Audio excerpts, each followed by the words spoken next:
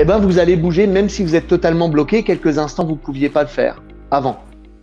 Et pour moi, c'est ça l'histoire de la thérapie. C'est pour ça que j'adore l'outil de speed hypnose dans la thérapie. C'est que ça donne aussi une magnifique métaphore de ce qu'on est capable de faire, de se créer, parce que ça soit les doigts, que ça soit les mains, c'est vous qui avez créé cet état. Ça donne aussi un très bon pont vers ce qu'on est capable de faire dans la vie de tous les jours avec les croyances qu'on s'installe.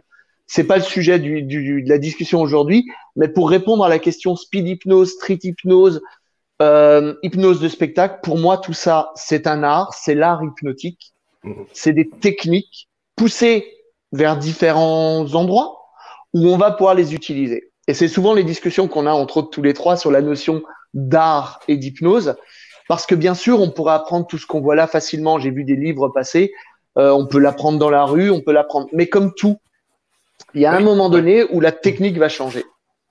C'est la question ce mot qu'il prononce d'art. Oui.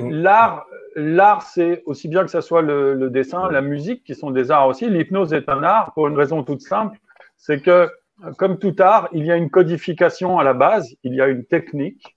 Et si on ne respecte pas cette codification, cette technique-là, eh bien, effectivement, on peut savoir faire de la musique ou savoir dessiner comme ça naturellement parce qu'on a eu cette chance d'apprendre empiriquement à mettre en œuvre cette capacité-là.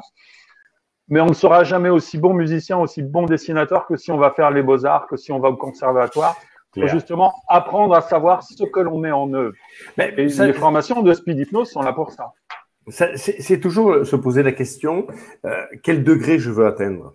Quel degré de maîtrise de mon art je veux atteindre? Si c'est pour gratter entre amis autour d'un café, comme on le fait là, mais en plus petit comité, bah, ok, regardez des vidéos, lisez des livres et testez.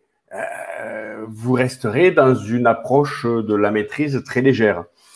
Si par contre, ben effectivement, si vous êtes guitariste, vous pouvez apprendre à partir de livres, ou vous pouvez faire partie d'orchestre, apprendre votre compétence. Et alors, je prendrai pas l'exemple français avec le solfège, tout ça, avec qui est rédhibitoire. On n'est pas un peuple de musiciens. Mais les anglo-saxons qui sont un peuple de musiciens apprennent pas la musique comme nous. Ils passent pas par le solfège au début. Ils passent par des écoles qui leur apprennent sérieusement la musique.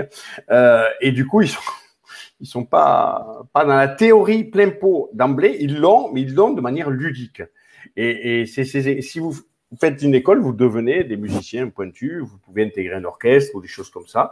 Si vous apprenez par des livres, vous pouvez aussi, mais c'est plus, comment dirais-je, c'est pas le même degré. Voilà. Vous n'atteindrez pas le même degré de complexité, le même degré d'approche.